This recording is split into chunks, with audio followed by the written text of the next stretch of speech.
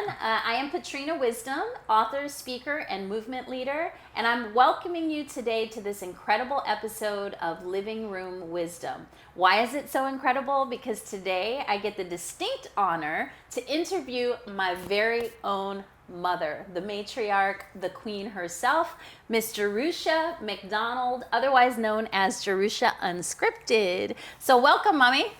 Well, thank you for having me. Wow, this has been a long time waiting. Yes, it has. So for those of you who don't know our background, my mom is actually from the podcasting radio world. So she is the voice. She's the one who's usually doing the interviewing. And we're doing a little bit of a changing of roles today, yes, if you will. And it's really exciting. So again, my background, my mom is one of these courageous women who got pregnant at a very young age and happened to raise an incredible daughter, if I must say so myself.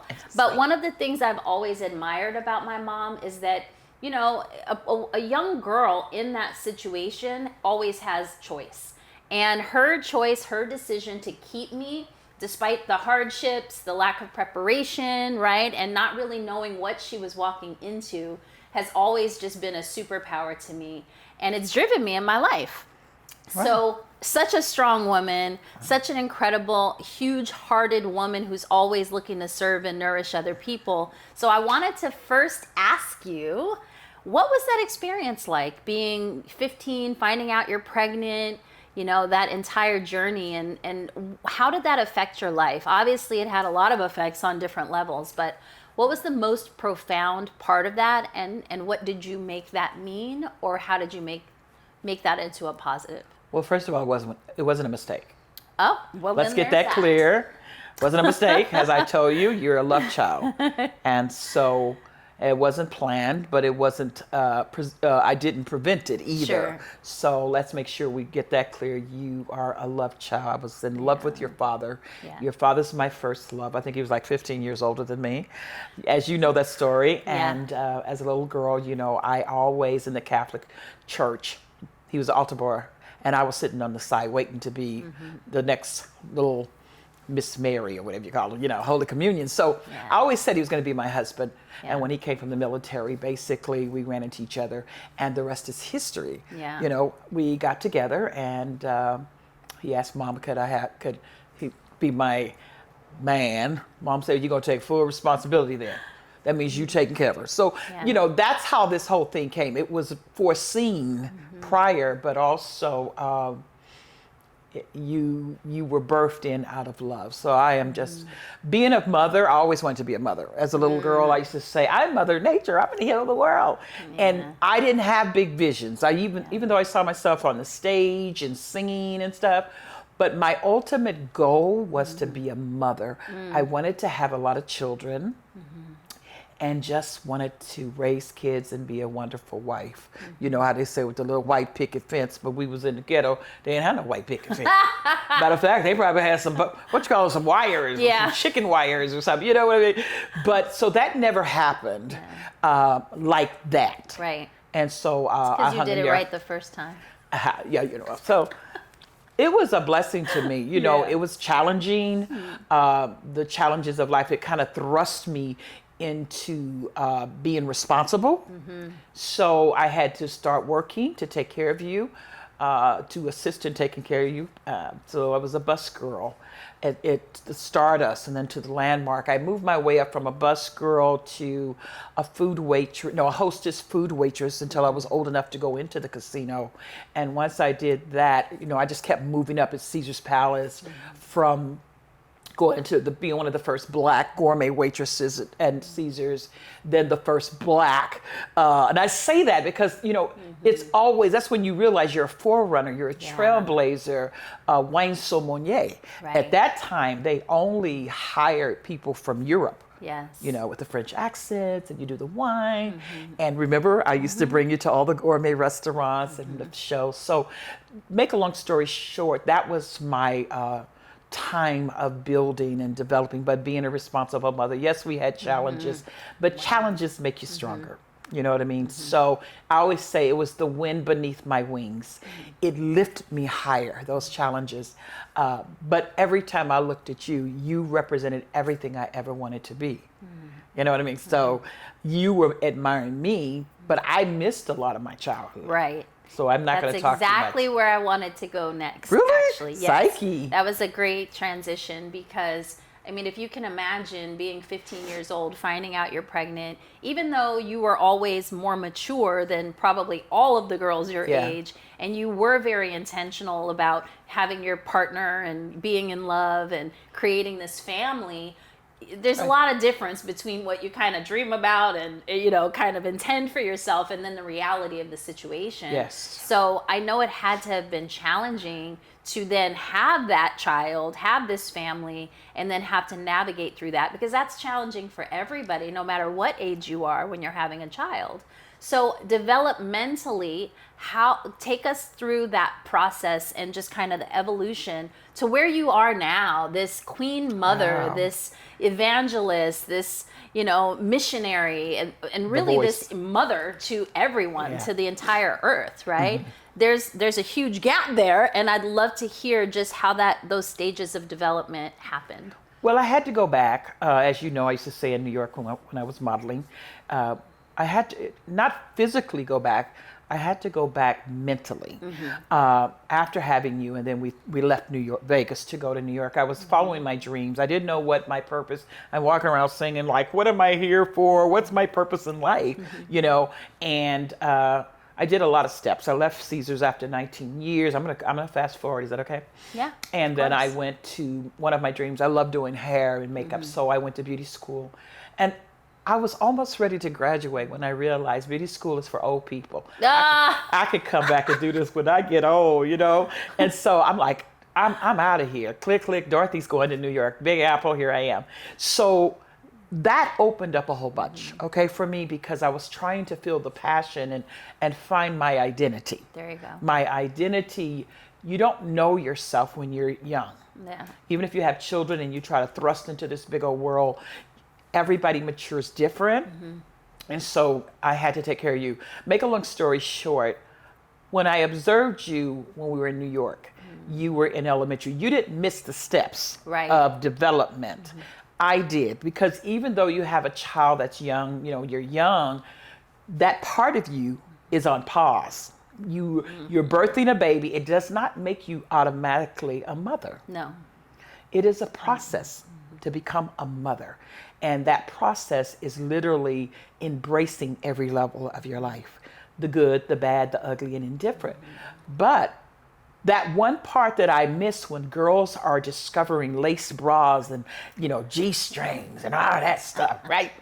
I had big old cotton, big panties that I had to wear with this big stomach and stuff. So it was different, you know, really. And so I heard the Spirit say to me, in order to get your steps back, because you were going to be more mature than me.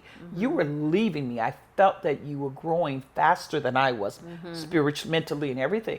And the Spirit said to me, look at your daughter's development. You will get that. Maybe you can't wear those underwear, you know, those beautiful lace bras and stuff, but follow the process. So I would peek at you and watch you in the mirror, discovering your body, the Victoria's Secret underwear and all that. I never had that opportunity to wear. Send me a check, Victoria. Okay, yeah, please send me one too. You owe me a residual anyway. But yeah, right? So, you know, I had to watch you every level of your life. You embraced every level.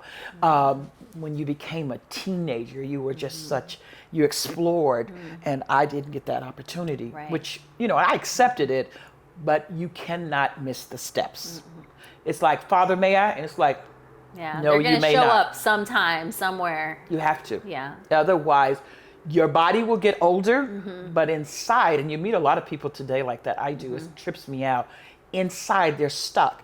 That little girl is still there, or that adolescent that did not get fulfilled, or did not take the steps necessary to move forward.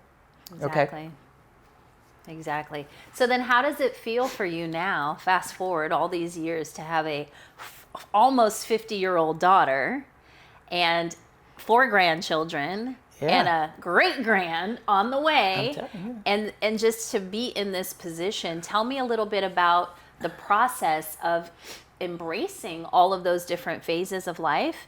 And I would love to hear what you're most excited about right now as a 60-plus-year-old woman with this legacy that's been created that started when you were 15 years old.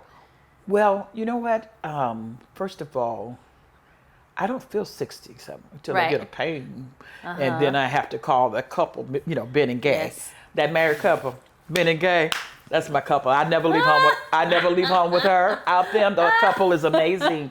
But in my mind, sometimes I be tripping like 65. Are you? It's like it doesn't register. Which is still very young, by the way. If we can just talk about that for a minute. 65. When I tell people my mother is 65, they're like, "That's it? She's so young." I'm like, "Yeah, she is." And gorgeous still, of course. Well, you think as you evolve, you realize it's not that old. But when you were younger, somebody Carl probably think that's real old. Right. But as you evolve, you'll see, you don't think that. But inside of me, the spirit in me, the little girl in me, because I'm all of that.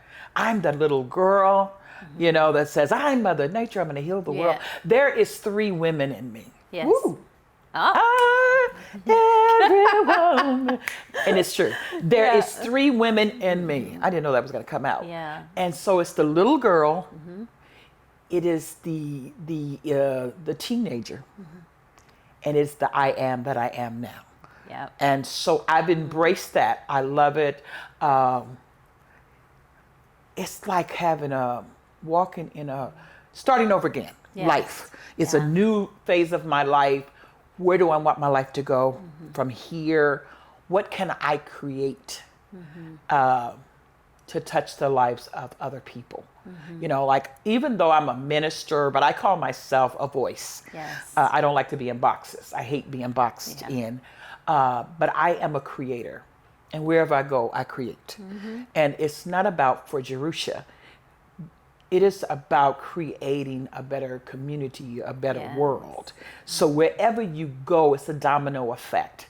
How are you infecting that individual or the environment that you're in? So for me, I just feel, and I've always said this, like the Statue of Liberty. I'm just A there. beacon. Yeah, like wherever I go, I feel like I'm giving life. I'm producing life. Yeah. And I love when people choose me to be their mother. Yes. One thing I've learned, there's a lot of motherless and fatherless children, no matter what age they are. So when someone comes to me and say, "Mama," especially in this generation, people don't respect parents. They don't respect the elders. And when I go to the store or whatever, and a stranger, young girl at the cashier, and she'll say, "Hey, Mama," I love it. Yeah. Because now I am the mother that I wanted to be to other kids. go. Remember? Yep. Because I wanted all You these got kids. your kids. You got your Of posse. every nation and tongue. Everywhere I've been, God has blessed me with children from every part of the continent. And I'm just like, wow, easy. Yeah. Amazing. So I feel like this tree of life right now. And I'm just constantly bursting forth with more fruit, And I think the beauty of our relationship is that we do allow ourselves to learn and grow from watching and experiencing and being a part of each other's journey. It's not like, well, I'm the mom and I'm the, we don't have those like roles where we feel like neither of us like to be boxed in, let's be honest. And so I really feel like that's enriched our relationship in so many ways and that it inspires a lot of the people who watch our relationship. So as we wrap up this episode, I would really love, because you are a beacon, you are that eternal mother to the world, like we talked about previously. And I truly believe that it's the Western woman, like Dalai Lama said, that will save the world. And so it is our responsibility. And you've completely stepped into that, which has inspired me also to step into that. Okay. And so as we're parting on this episode, I'd love for you to share just one piece of wisdom throughout your journey, something that you've learned, that if you could just tell the audience one thing that can completely change their stars, what would that be? Release and embrace. It's just like having a baby. When you go through labor, The labor pains is teaching you to release. And as you go through that, because life is labor pains, it's how you work through those labor pains. Okay? But as you release, then you embrace the new. Yeah. You may not know what it is, but trust the process. Absolutely. Thank you. Trust the process. So I will add to that, Okay. that no matter what you're going through, being raised by a young single mom who is so incredibly powerful and radiant and full of wisdom now, obviously it wasn't always that way. And we all have experiences in our lives that feel challenging. And, you know, sometimes you may ask, why me, right? But why not you? There's gifts and there's lessons to be learned in every challenge. And this is proof of that. No matter what situation you find yourself in, you have everything that you need within you to get through that challenge and to make something absolutely beautiful from it. So you just need to learn how to access that. And we're here to hold that space for you here in the Living Room Wisdom interview series. So tune in to our next episode. Check out our YouTube channel. I don't speak well today. YouTube channel weekly for a new episode and a new inspiring woman. Subscribe if you like what you see. And thank you. Your story is your glory, and we're here to spotlight you. All right. Have a wonderful day, and we'll see you next week.